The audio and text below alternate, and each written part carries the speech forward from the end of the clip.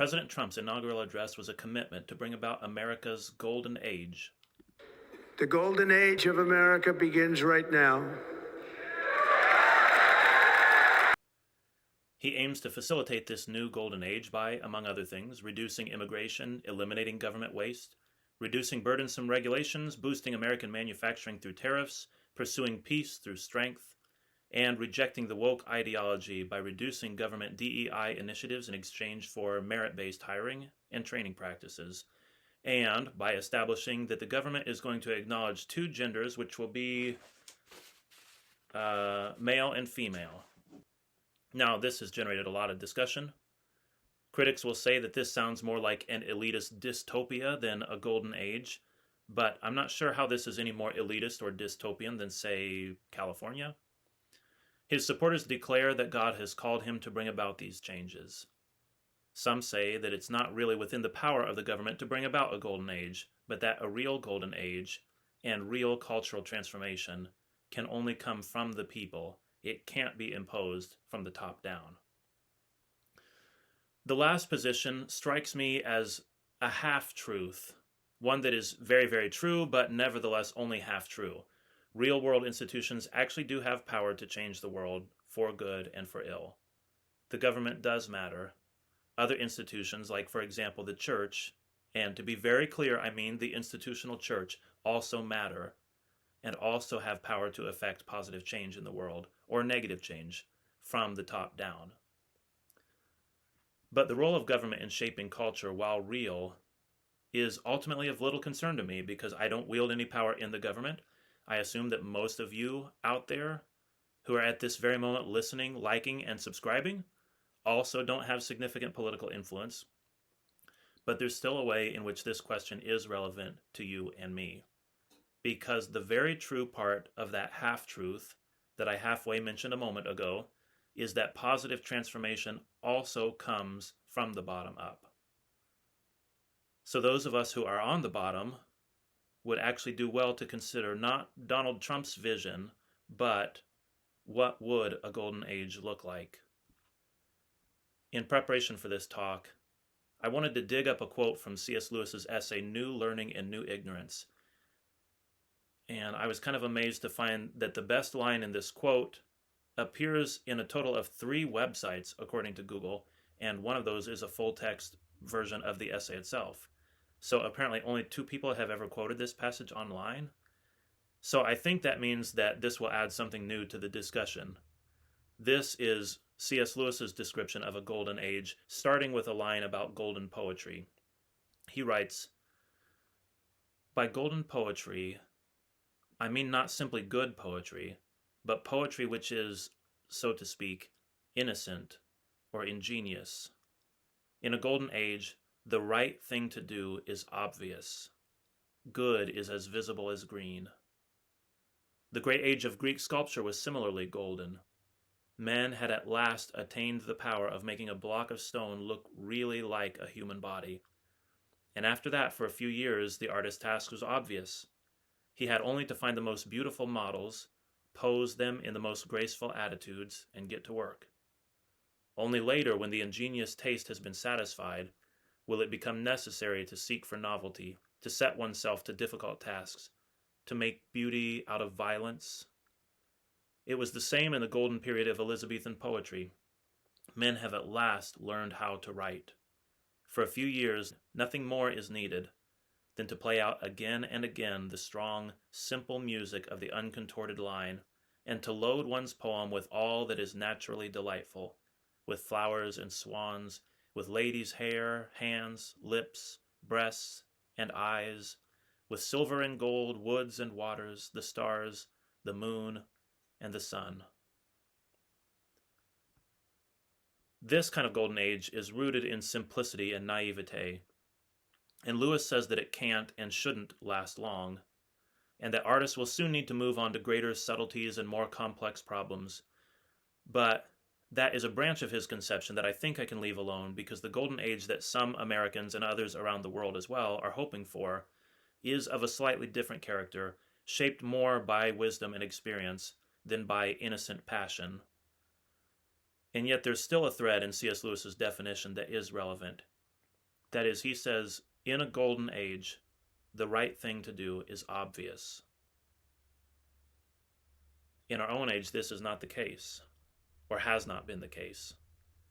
Modernist philosophy has obscured the right thing to do. Postmodern philosophy has obscured the right thing to do. You could point the finger at Marxism and feminism, Malthusianism, moral relativism.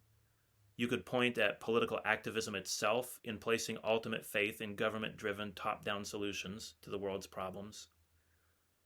But don't make the mistake of pointing the finger at the left. Conservatives have, to a large degree, failed to make obvious the right thing to do. Many prominent conservatives are more interested in mockery than in offering a positive vision. Indulging yourself, for example, in liberal meltdowns or leftist tears or lefties losing it does not amount to pursuing a positive vision. You can't clearly articulate the good without making reference to what is bad. And to treat bad actions as shameful certainly has utility in moral formation. So I'm not painting satire itself as a sin, but mocking the bad guys is not the same as being one of the good guys. Mockery is an insufficient worldview. Irony and criticism have their place, but on their own, they make for a degenerate approach to life. Where there is no vision, the people perish. So consider that a long introduction. Here is a vision. Here is my attempt to make the right thing to do obvious, or to make the right way to live obvious. I'll be as brief as I can here. These ideas are not simple, and my task has been to try to boil this down to a few basic principles, but here's my attempt at describing what a good life is, starting with a few basic principles. First, the principle of life. Choose life. If you are on the path of life, then what you are doing sustains itself and grows into the future. Bearing children, having families, for example, is something that sustains itself into the future. If you live in a way that does not lead to new life, then we could say that's not a good way of living. Good propagates itself. Evil consumes itself. Next is the principle of simplicity. And I choose the word simplicity very deliberately, but you could also call this the principle of humility, or even you could call this the principle of gratitude. Someone who lives in simplicity is able to be grateful for what he has without needing more. Simplicity also involves submission to authority, acceptance of your position in life. You could say submission to your position in life. You can be satisfied with what you have. Next is the principle of sacrifice. And when I say sacrifice, I specifically mean a way of life that is contrary to individualism. You are not the most important thing in your life. And if you were, there would never be any merit to sacrificing for something else, because whatever else there is would be less than you. No, sacrifice depends on yourself not being in the highest place. It depends actually on the individual not being in the highest place. And next, the principle of holiness. Set yourself apart for a purpose. Dedicate yourself to a purpose. If you're drifting aimlessly, then this is not a golden age kind of vision that makes the right thing to do obvious. You need to be set apart for a purpose. And if you are set apart for a purpose, then that means you rid yourself of whatever moral taint undermines that purpose. Evil, I said before, is something that destroys itself. And if you are living for a purpose, you get rid of those parts of yourself that are destroying yourself and that are undermining your efforts. And again, that means whatever sin you have in your life, you look away from that and you look toward, I could say just ultimately you look toward Christ. You look toward what the thing is that you are set apart for. Next principle. I wish I had one word for this. I don't. Receive your identity from above. Maybe if I had one word, maybe I could say illumination for this. although I don't want to explain why I chose that word. I'm trying to be brief. But receive your identity from above. And receiving from above means bowing down. Receiving from above means honor your elders, honor your father and mother, honor the saints, the men of God who have come before. Bow down before truth. Bow down before goodness. Bow down before beauty. And in the highest place, bow down before God. And when you do these things, you receive your identity from something that is above yourself. Maybe I don't need to mention the principle of growth because this kind of ties in with what I've said about life. But since I mentioned simplicity, since I mentioned being satisfied with where you are in life and what you have in life, then I think I also need to mention this contrary, that the best way to live where you are in life is to grow in that place. And that may mean you expand and you move out of it and you move upward in terms of your own authority and influence in the world. You move upward in terms of the place that you hold in the hierarchy. You don't do that out of dissatisfaction, but you do that because where you are planted, you grow. And when you grow, you do move on to other things, to higher order things. Then is the principle of love. And in some ways, I think this also is redundant because I've mentioned this idea of sacrifice. But it's worth mentioning just because sacrifice is not something that you can separate from love itself, from love of others, from love of God, from love of what is good. And if I were to try to cram these principles into one sentence, then I would say, humbly take your place in the great dance of life. Now, if we want to define something, it can help to try to understand it, to understand its opposite. So I want to try to also briefly outline my theory of evil. And it's really just as a complement to this idea of what is the golden age, of understanding what is good.